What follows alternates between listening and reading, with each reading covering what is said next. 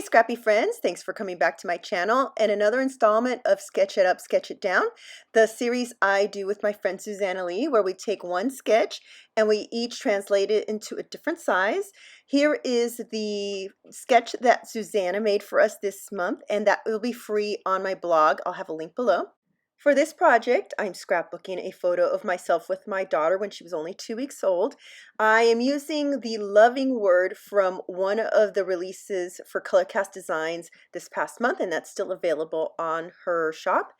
And I'm going to pair it with some Felicity Jane. I always think of Felicity Jane when thinking about my babies. Her collections are so soft and sweet, just like babies are. You saw I had a colored version and a black and white version of the photo. I stuck with the black and white because I feel that that always shows emotion better. And I'm going to be doing a traveler's notebook size. You see me bringing in a little piece that is a traveler's notebook size for reference here. And first I was thinking of using a couple of their basics, their dot patterns in a different shade, so the gray and the pink, because I didn't want to put the photo on gray and the pink on a pink. So I thought, well, maybe I could use both. Ahead of time, I pulled out a whole bunch of Felicity Jane ephemera and some other random hearts. So you see me put on the paper first are a bunch of cut vellum hearts that I'd done for another project before, thinking, well, let me just use up things. And then I also, when I was going through the ephemera, pulled out a lot of hearts, and that made me decide not to bother with cutting more papers. I'm going to use different ephemeras because this is a smaller format. The hearts are smaller, and I can bring in lots of different textures. This here is basically my first draft, plain paper and just filling up the area with a whole bunch of hearts to see if I like this. I decide that I am liking this version. It's going to have 6 rows, which is a lot for the Traveler's Notebook size, but again, these are all smaller little pieces. But I decide that the background looks too plain, and I believe Susanna used a dot background. I didn't want to copy that. I pulled another Felicity Jane paper. I liked this pattern. It felt like a quilted pattern and or like a tintype pattern. I just was attracted to it. So I'm going to go off and cut it into the right size, 4 1/4 wide by 8 1/4 tall each side of the TN. I did want to frame my photo and journaling card. I have a really hard time slapping it on a background without some sort of layers. I pulled out more vellum. This one is also Felicity Jane with the flower print. Since the background is very geometric, I thought it would soften things. I also pulled out a doily, which I feel is almost like a staple in these softer layouts that I do. Not too original, but I wanted to keep this simple. I cut a rectangle of vellum enough to poke out behind the photo, and then I'm rapidly going to cover most of that part up with the doily. The bottom right of the photo has a blank space, and my daughter's looking off, sort of off page. I wanted something there to cover it and to ground it, so I put a little bow die cut. I cut the pieces of vellum separately because one was from a scrap piece, and then I just went off and cut another piece from my bigger sheet. Oh, and I also gutted the vellum because I wanted to save some more of that. It's too pretty. Now I'm going to place a whole bunch of hearts in the background. I'm pulling more of the embellishments from their sheets. There's enamel hearts, there's some puffy hearts. I have those open wood veneer hearts. This is all Felicity Jane. One space that I'm not going to put a heart in, I put the circle that says my heart instead. I thought that would be a nice balance across from the bow. My strategy is to randomize it a bit in terms of the textures and the colors. The loving going at the bottom there as a title needs a little bit more of the blues to balance out the top, so I concentrated on doing that, and also added some white and the sheer white vellum and some white foam hearts to maintain some white space. This is what I ended up with because you didn't really need to sit there through the whole thing. Finishing off the columns. The sketch shows some lines uniting all the hearts in columns. I'm going to do that by some stitching. When I'd placed the first column on the left, I'd put the hearts on top of my layers. I'm going to move them off to the bottom. And here I am at my table. I always take a scrap piece of paper to test and start off the thread. I only want to stitch through some of the hearts. I don't want to stitch through the enamel hearts because I don't think that that would be good for my needle. And I didn't want to stitch over anything that was either a chipboard piece or the really tiny foam pieces. For each column, I just looked at what I wanted to take off, took it off, stitched down, and then put the pieces back on so I wouldn't forget where they came from, and then moved on to the next column. And I had used some roller adhesive on the vellum just to tack it down temporarily.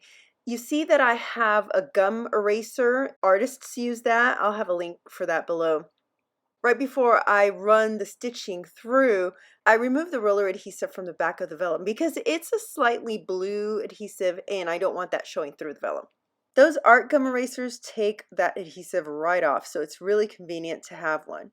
By the way, I'm using the Sulky 12 weight thread. It's thicker than the standard thread, which is 50 weight, and it shows up really nice. I'll put a link to that as well. Let's fast forward. And here are the two halves completed now.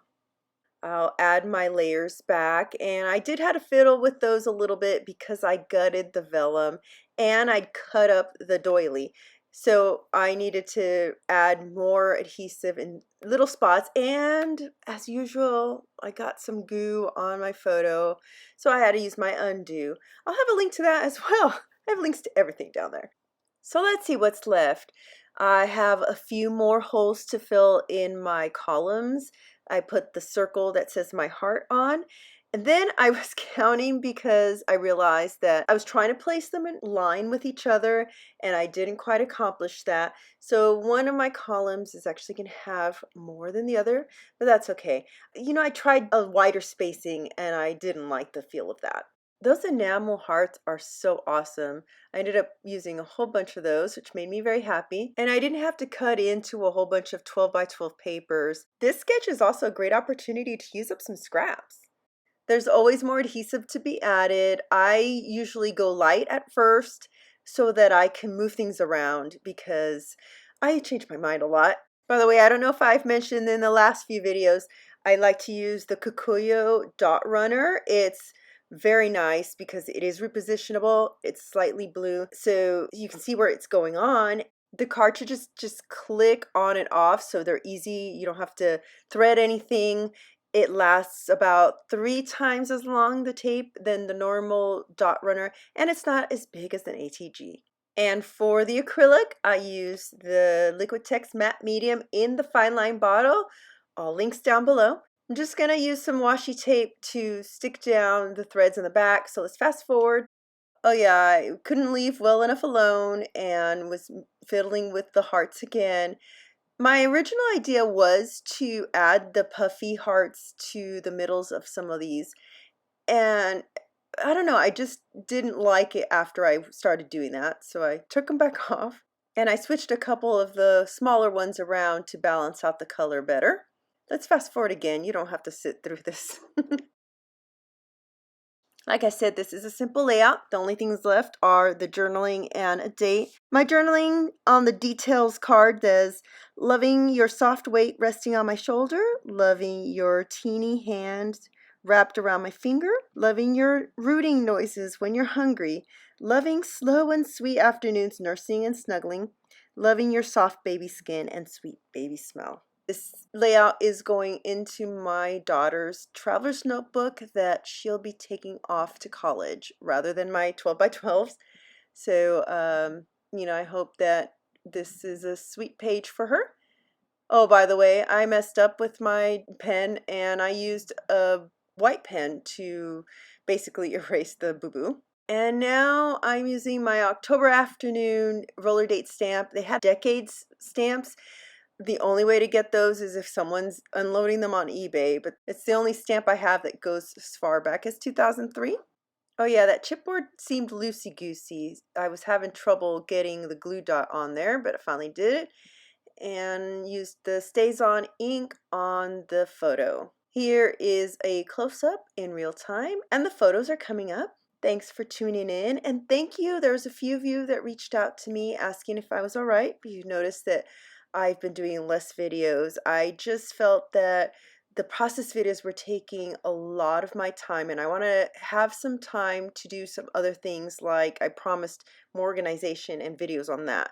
And some of that is coming up. I'm working on it. Don't forget to visit the description below for all the links to any tools and products that I used, for the link to the free sketch on my blog, and of course to link up to Susanna's video on what she did with the sketch.